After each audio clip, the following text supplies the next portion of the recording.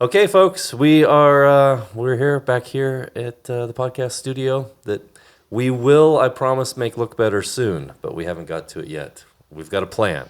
We'll get a couch. We'll make it look good. And in the podcast with me today, rather than having Bruce, who is taking a well-deserved vacation in Mexico. But even on that vacation, actually, I think he's going to end up speaking at a church because that's who Bruce is. Yeah. He does ministry. We got Joy. Sorry. Joe works. I'll take Joe. What I tried to do is I was thinking of your first name and your last name together. And then I always get a little nervous when saying your last name because forever I said Hogue. Everybody. I said Hogue forever. Yeah. And I mean, that a ridiculous amount of time before I realized it was Hoagie. We get all sorts. We get Hodge sometimes. Hodge? Is there a way you prefer it to be said? Oh, prefer it? No. I don't really like any of sorry, Mike. Hoagie is how it's pronounced, but okay, so Hoagie. I go with that, yeah. Like the sandwich? Like the sandwich. Okay. Joy Hoagie. There you which go. I smashed together somehow into Joe. Into Joe. Yeah. What's your maiden name? Nagel. Nagel? Mm-hmm. Like the painter. That's fun. Yeah, it's okay. Yeah, I like that. Nagel. That's great. Joy Nagel. So if you don't know Joy, Joy has been, how long have you been a children's ministry leader, pastor? I think it's going on 4 years. 4 years, okay. I asked to have Joy on so we could just hear a little bit about your story and find out kind of where you came from and what's your Jesus story. How did you end up becoming a follower of Jesus? And then maybe we can talk a little bit about children's ministry. And you also do around here biblical counseling, which is really exciting because that's relatively new to us at Church on the Hill. We've done some pastoral counseling over the years, but none of us have been that's what we hang out a shingle and say we are counselors. We're just pastors who try to care for people. Right. But recently, some people on the team have got training and started to do that. So we'll get to that. But tell me a little bit about yourself, your Jesus story. How did you come to know God? Sure. And become a follower of Jesus? Yeah.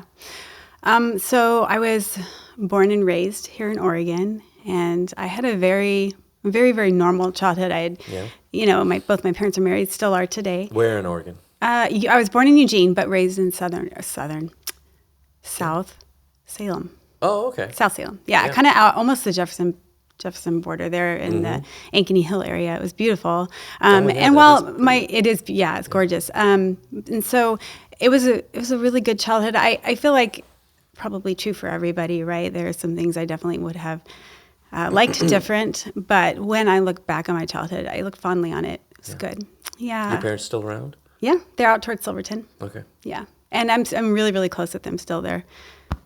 You know what I mean? That's nice. Yeah, it's Silverton's a great place. Trisha's mom and dad lived out there for a long time, and it was kind of fun to have grandparents in Silverton because it's a fun little town, right? It feels like Gilmore Girls? Yes. It feels like Stars Hollow. It feels a little bit like Stars Hollow. How do you know Gilmore Girls? That's a question. I could pontificate about Gilmore Girls for hours because I have 3 women in my house. Makes sense. And they loved Gilmore Girls. And, so unfortunately, I have also watched a lot of Gilmore Girls. Yeah. And while we'll get to your actually Jesus story, which is much more interesting than Gilmore Girls. But I do like that while they were incredibly flawed characters, they were smart women. And you don't always see that portrayed on TV very much. Huh. And so I kind of enjoyed that they were these smart, intelligent, well-spoken women on TV. Hadn't thought about that, for me. Actually. They were also, though, incredibly flawed. Yeah, so yeah. Don't pattern your life after the Gilmore Girls. You've heard it here first. Right, yeah. Sorry. It's okay. Your Jesus story.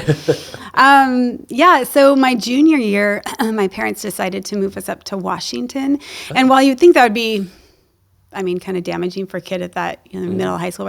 I actually I didn't mind that. I loved the idea of it, the adventure of change, and whereabouts in Washington?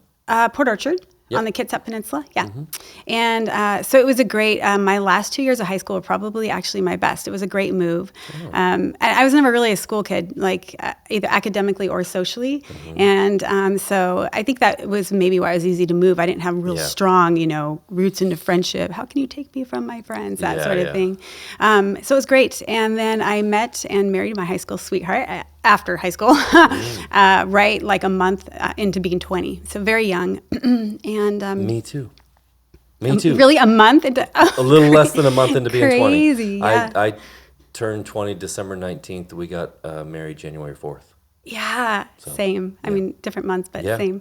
Yeah, and it was great. We had a great. I mean, it was like that typical 1-bedroom apartment, takeout pizza. Yep. We worked just so we could play, right? You know, on Yep, the yep. mountains and in the. My daughter's living that life right now. Yes, it's a so fun great- to watch. it's a I'm like, great- oh, you guys are having a blast. Yes. Yeah. Yeah, and it was exactly that. It was great, and then 6 years into it, we had a baby girl, which was super unexpected, and I didn't ever anticipate having kiddos or being a mom, and so but that's a Javen story, not a Jesus story. If you want to do part 2, but anyhow, and so that was a huge rock to my world for sure.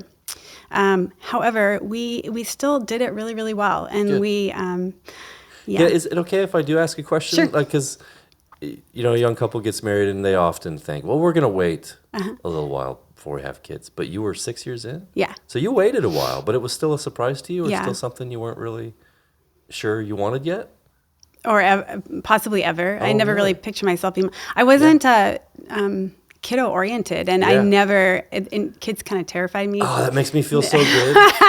I'm so glad. Yeah. Because I also, like, I never disliked kids. I've met people that are like, I don't like children. I'm like, I don't understand you. How can you not like kids? Like, they're fun. But I wasn't just like, I've got to have my own Yes. kids. I've got to. But, you know, Trisha was very child-oriented. She loved children. She, you know, babysat from the time she was little, worked in daycares, like all this stuff. And so us not being able to have kids was very painful for her. Sure. And it was painful for me too, but in a different way because I didn't even know what I was missing. You know, I wasn't Yeah. excited about Yes. it, really. Yeah. So I'm actually kind of glad to hear that about you because then you now work with kids. Yeah. And, sorry, It's okay. go on with your It's story. okay. So I was 26, and then several years later, we ended up in a place where we were just making really, really poor choices and decisions, and then after 15 years of marriage, I found myself divorced from my best friend. And it's one of those I say so oftentimes that it's one of those divorces that just should never have happened. It just didn't make any sense. Yeah. But Was it anybody trying to walk you through that? Would you have no, people we were around very you? isolated. Yeah. Like we were just living life together and with friends that didn't have, and we were believers, of course. We loved Jesus and all that, but it was more of a, okay, so we're a Christian, we're going to heaven, check, right? Yeah. And then also like, well, we know the ditches on either side of the road, we're doing the rights and the wrongs, and that was Christianity to us. There was not a relationship. He wasn't like a focal point or It was a moral purpose-driven framework to live your Yes. life in. Yes. Yeah. Yeah. And so then, of course, like, I remember sitting afterwards thinking, oh my gosh, how in the world did I get here? Yeah. How did I get here?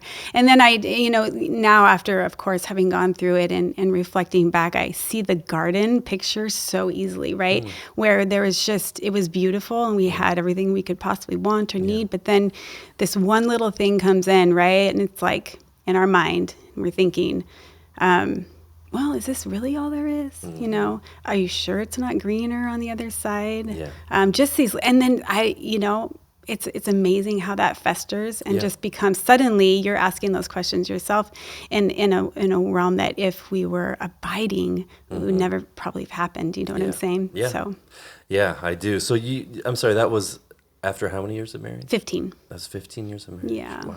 How long do you feel like Go for it. it's okay? Absolutely. How long did it take for that to kind of go sour, to go?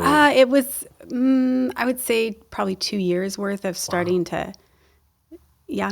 That actually feels relatively quick in 15 years. You know? Yeah, we really were fine. And then again, like I said, you just start you start believing things that you would never believe, and those lies begin to start taking root, and you don't have any framework for. Where did that Christianity come from?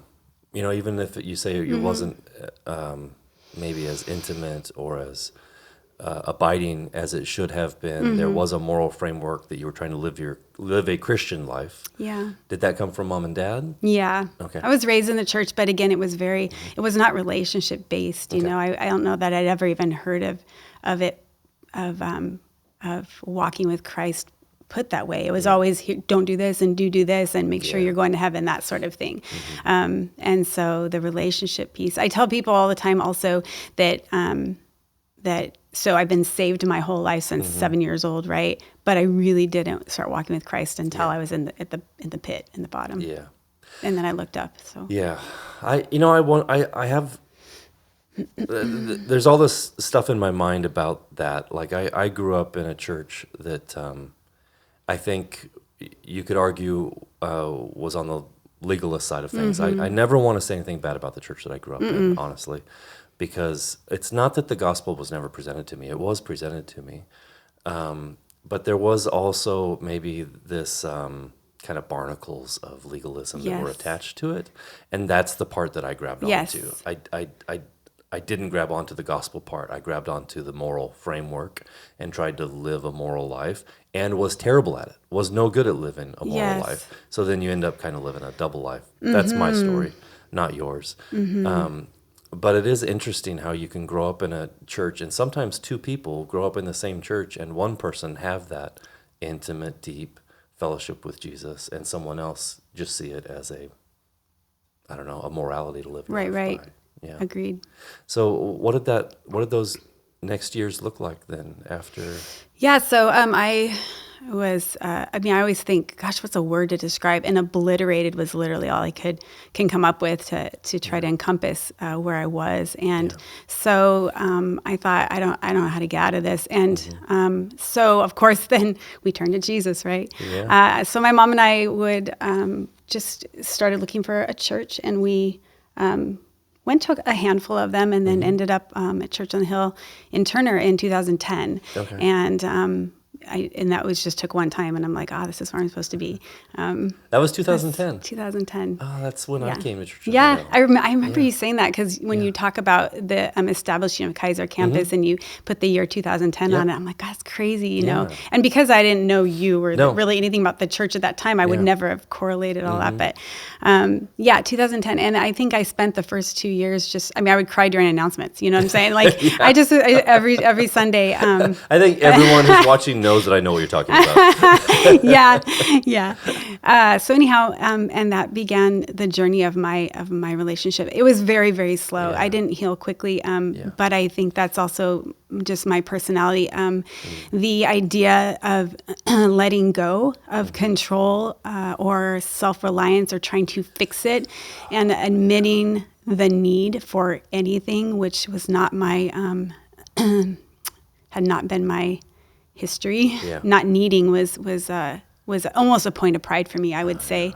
And so having to not only realize that that's a thing, to realizing that I have to grab hold of that was difficult. And yet at the same time, God was so sweet and tender, and that prodding was like, it was impossible to escape at the same time. That's, I don't know if you ever have thought about this, but sometimes I think about our brothers and sisters who go through recovery programs, and I'm like, I don't know, I just almost wish all of us were forced through a recovery program, because they're brought to that place of, hey, you cannot do this, you can't live life without, like, letting go of control. Like, you need to admit that you can't control this, and that you need God to take control of your life, because when you control your life, this is what happens. Absolutely. And I feel like it takes a lot of us a very long time to get there. And obviously, I don't want anyone to have to, fall into a place of addiction to get there.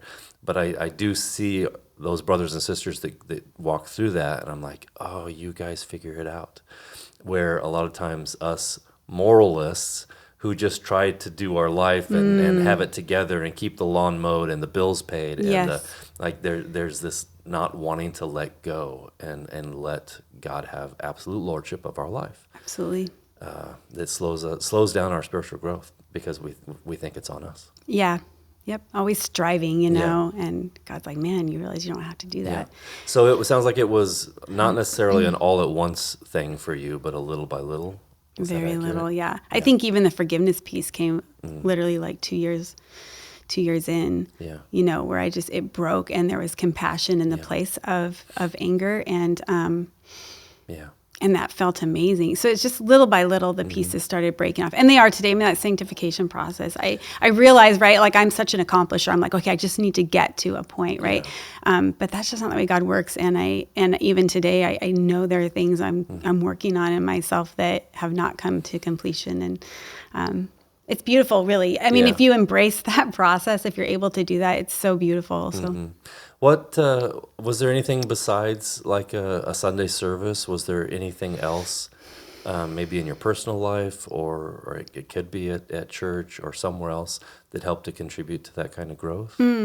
I went through. There's a program in Oregon City, and it's called House of Myrrh Ministries. They do a heart change. I think you guys have hosted them before. Yeah, heart change. I went up there and did every single workshop I could do. So there was that ministry, and then my mama speaking in my life. But I was very isolated, and that was by choice. I've kind of just always been oriented that way, to be by myself and work through things. And again, so I can't say that it wouldn't have been maybe a more speedy process if I allowed community, which I see now, but I didn't at that time. And I don't know that I would do it. I mean, I don't know if I'd say I'd do it different or not, because it was a beautiful time for me, even in the pain. But I didn't really have people around me, you know, cheering me on or anything like that, except my mom. Yeah, I can definitely relate to that. I tend to want to work things out of myself or think things through and come to conclusions about stuff, and then it tends to then work to my heart. People might laugh at that, and not to think that's reality, but that is, I am much more logical than I am emotional. I know when I speak about the gospel from the front, I cry, so people just assume, oh, Jason's really emotional. I'm not. If you talk to my family around the house, they're like, is he emotional? Like, no, he's cold. They'll say, like, no, he's sarcastic. That's funny. And but I can definitely relate to wanting to figure out God and figure out faith and then try to apply it, you know, to my life. And there's nothing wrong with that, because I think God, you know, works through the way that he designed us, and he designed some of us that way. But also there are times that can be really hard. I don't know if that's what you're saying, but it can be really hard, because then I've made my intellect and my thoughts the king, and they get to decide what happens, as opposed to Christ being king.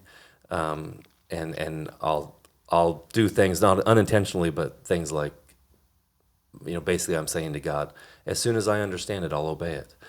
When really I just need to obey it and then let understanding come after my obedience. But yeah, I get that. But now you're married again. What is that? What did that look like? So Mike, rough.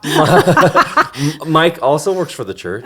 He works at the South Campus at the front office and does a ton of stuff for us, and is probably the staff member on the team that more than anyone else asks me, "What can I do for you? What can I do for you? What can I do?" He's always trying to figure out ways to help, which I really appreciate. But what did that look like? Where'd you find Mike, or where did Mike find you, and how did that Mike happen? was in the midst of my divorce. Okay. So, and so we, and so we ended up married 5 years or so after my divorce, I guess. Okay. 6. I don't remember, 5 or 6. And I think because of our history, so he was a big part of my divorce. And so, because of that history, our start was really, really rough. And, you know, you can think you're going into something with eyes wide open. But in truth, we look back and we're like, we just had, you know, but where God has brought us now, as we worked through that, is such a good place. I would never have ever dreamt 10 years ago. We've been married for 10 years ago, that we would ever be where we are now. It was so miserable, and to be honest. His background is Jehovah's Witness as well. Yeah, and that was a lot to overcome. His walk, coming to the Father, and the realization of who Jesus really is. I've not talked deeply about it. or I'm sorry, to him about his salvation story or There's a what podcast. that looked like. Yeah, Yeah. We need to have Mike on here. Yeah. It's a beautiful story. Yeah. Yeah. And now you're doing children's ministry. So to go from I'm not even sure I want kids to caring for everyone else's kids, like How does that happen? Yeah. I know. Why does that happen? And I think, when people say, why were you called to kids ministry? And in honesty, I can't say that I was called to kids ministry. I really felt like I was called to Church on the Hill. And so when this opportunity opened up, I was like, gosh, Father, that's a really weird way to get into the church. Yeah, because before actually kids ministry, you were helping out at church, though, right? Yeah, I did.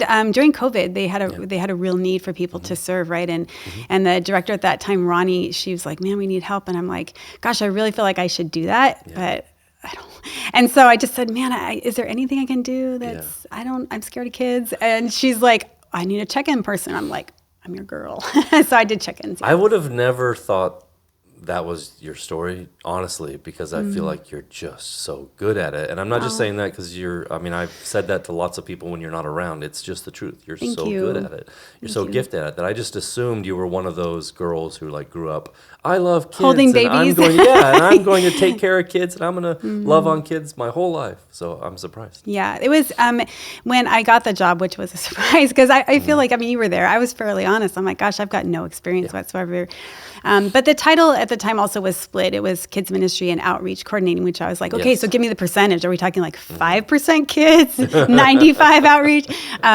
Anyhow, but I did get offered it. And at first I was like, okay, I was a little stoic at the thought of getting the job. But then afterwards I just bawled like a baby, truth be told, when I got home. Cause, it was super, it just like, man, God, it just felt so like that's exactly where I'm supposed to be. And so if that was the door that he used to move me along and grow me. I mean, my heart now for kids is vastly different. I mean, I still don't desire to hold babies, 24/7, but just my view and my heart for them has shifted. And I'm like, oh gosh, it's incredible. It's been an incredible gift. I've said it, I'm not just trying to be,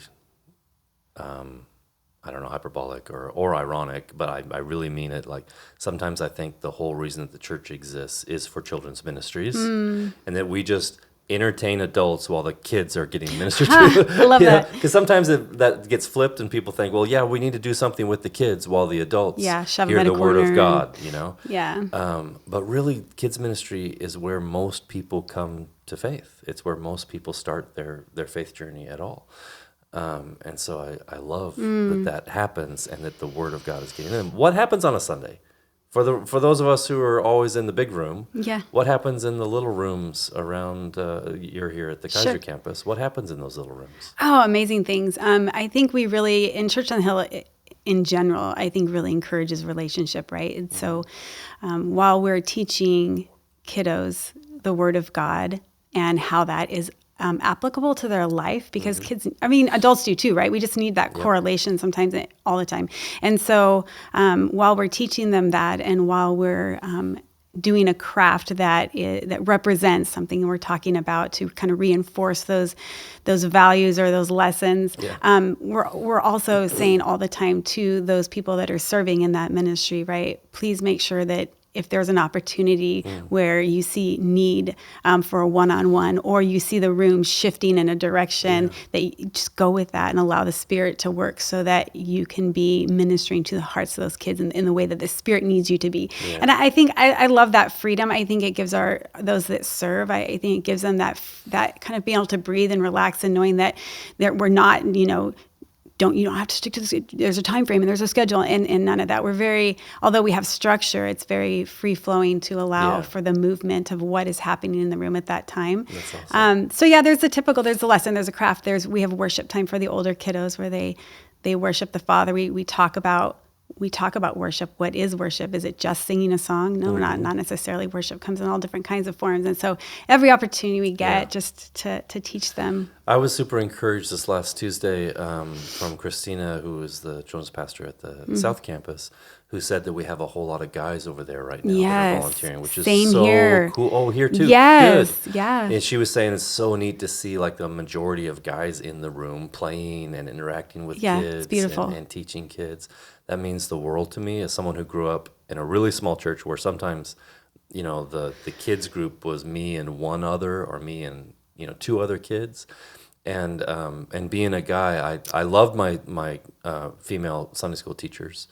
I grew up in a church, called everyone brother and sister. So Sister funny. Moore, Sister Willa, Yeah. these people were great, and I Yeah. loved them. But there was a time when the lead pastor came in and taught a class regularly for me. I think it was in middle school. It was like me and one other kid. His name was Willie. I'll never forget.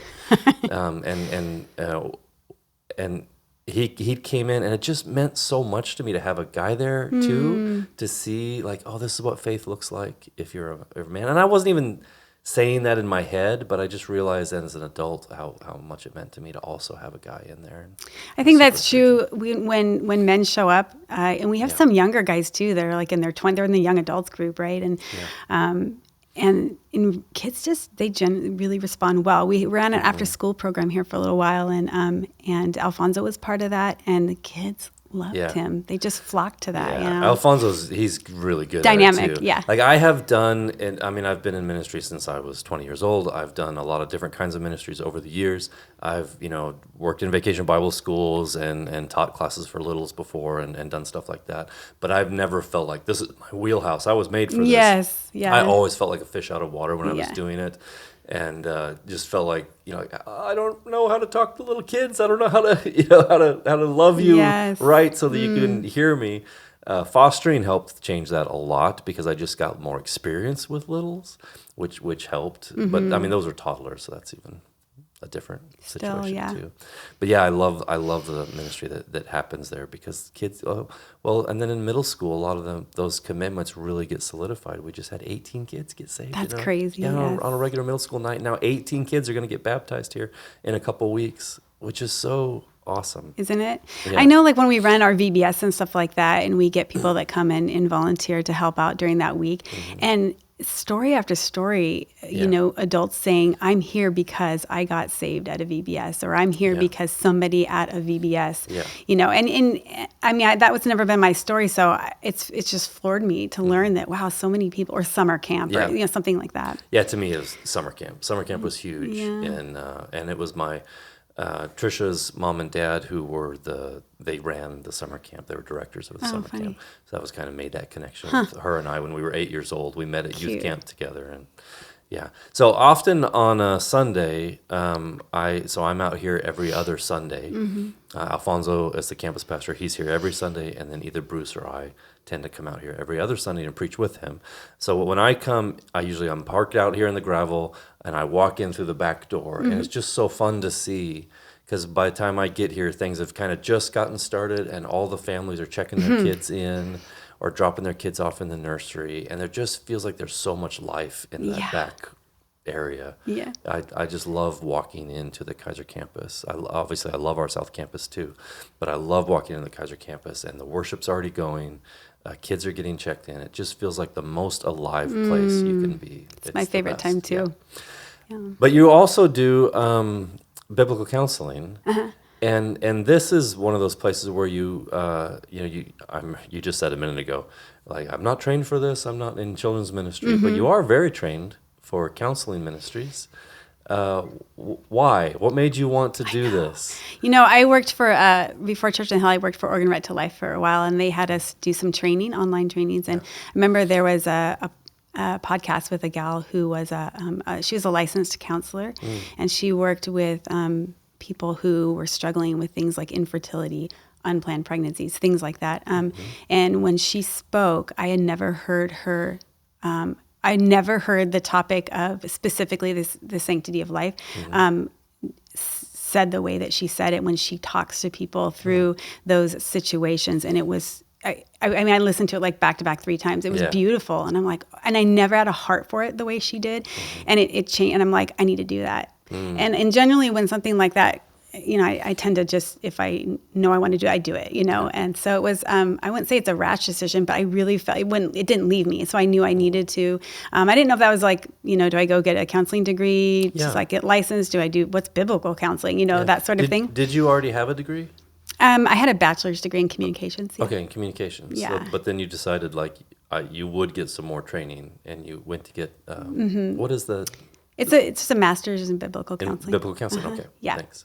Yeah. And so I did. I had no idea what I was going to do with it, but I just knew I needed to do it. So I did, and that was my education. And then Church on the Hill, of course, sends people who feel the call in their lives to be in the counseling realm to the program at Salem Heights. Yeah, shout out to Salem Heights. Always. They do some of the best work in the city of caring for people, both in that area of biblical counseling and in recovery ministries. They have given a gift to the city of those two Yes, ministries. they have. And they really want to see it multiplied, and they don't care who gets the credit. Yes. But I want to give them credit. Yes. So we love to partner with them in what they're doing there. Yeah, they've been instrumental. Yeah. I reach out probably weekly with emails, and they're always responsive, very responsive, and helping us out. So tell me about that. How does that work at Church on the Hill if someone says, like, I feel stuck. I want to talk to somebody. I don't know what to do. I need direction. How do they get connected to biblical counseling? And why should they do biblical counseling as opposed to something else or a self-help book or like, why do biblical counseling? Well, you said it's self-help, right? Yeah, I think the difference being, there's that self-reliance piece versus that dependency piece. So it's that acknowledgement of need. And I think while the secular world of counseling has lent us a lot of great tools, there's nothing saying that there's not brilliant minds out there that have given us things, but we take those then and then we just make them, we apply them with biblical principles, right? So I think that in the secular, there's just this idea of self-help, right? And these are the things you can do, and you and you and you. And biblical counseling is focusing on actually lessening of that and a dependency on the Father. And so we just take biblical counseling just takes the Word of God, and that's our basis for everything that we do. And through that, then we can give hope and truth and comfort. And so, somebody that seeks biblical counseling is going to have to be willing to admit that they can't do it on their own. Yeah. That surrender piece, Yeah. And there's I love it because there's an acknowledgement that the Word of God has the answers. And I can find healing in there. I can find connections to the Father through the Word of God. And I think a lot of times we look for it other places, but it is right there in the Word of God. And some of it has to be mined. It's some of it, some gold's right there on the surface. Some of it has to be dug for, but it's all there. The truth is there. So I'm so thankful for the team that has done that. Yeah, it's beautiful. Yeah. How many people now have gotten training and are doing counseling? We through have, Church on the Hill? sure, we have, oh my goodness, 7 people that are actively counseling, but we also have several that are going through the certification process right now, and that will end in May, so they'll be ready to become observers in rooms and begin the practical training, and then we will have another group going through in September. The classes at Salem Heights run from September through May, so we just are always preparing the next batch of people to go through. And one of the things I love about this and a lot of the other ministries at Church on the Hill is they get started because of obedience to God, even before there is funding or space. We don't, so there's not a big budget to do this. I mean, there's a little budget to do this.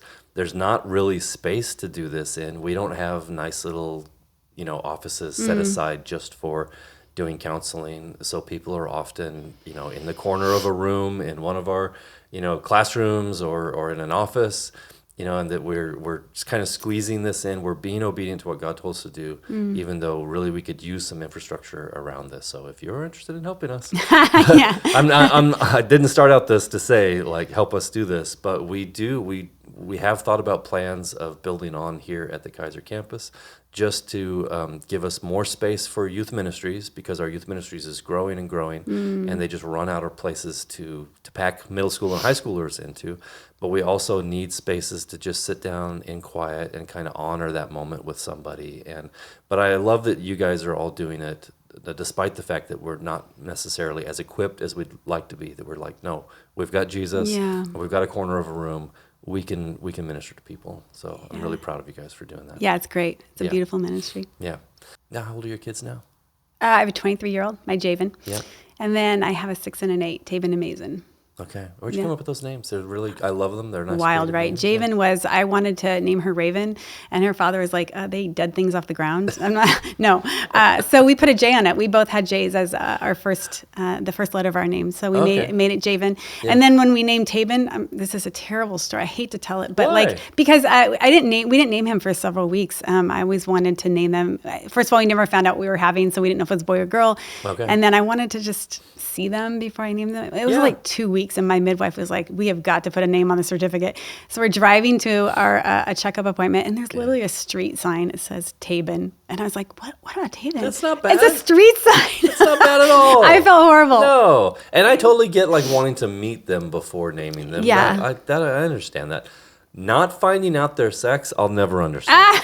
I'll never understand people like, we want it to be a surprise. I'm like, it's not a Christmas present. It's a human being. Don't you want to decorate a room? And so maybe. I just like to find things out. I'm super organic. I'm like, dude, before that stuff existed, nobody knew. And I just want to always keep it. Is that the Eugene in you coming out? Maybe. Is that what it is? It might be a little bit of granola. I was going to say, a little granola. Maybe. Do you own Birkenstocks? So many. Yeah, Birkenstocks and Uggs, that's it. Yeah, it's true. You are an Ugg and Birkenstock person. Yeah. Yeah, you're a little crunchy. Crunchy around the edges. Are you? You might be the most granola person on the team. Whoa, I don't know. I would. The only other person I'd put up against you would be like Micah. Oh yeah, there you go. He's your guy. He's got longer hair, but he might. Yeah. Yeah, he's got beautiful hair. That guy. He does. Yeah. That's pretty crazy. Sometimes when it's down and it's like slow motion. Yeah. At the employee party that we just had, which Daniel kind of emceed it, did a fantastic job, and he's so much fun, so funny.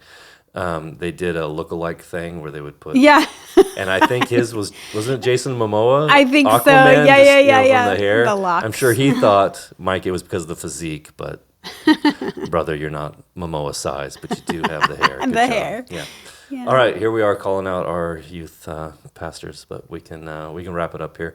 You guys, thank you so much for joining us. Joy, thank you so much for the ministry that you do at Church in the Hill. Pleasure. We are so thankful for you and Mike and what you bring. Like I said, Mike is constantly asking, how can he make things better? How can he help?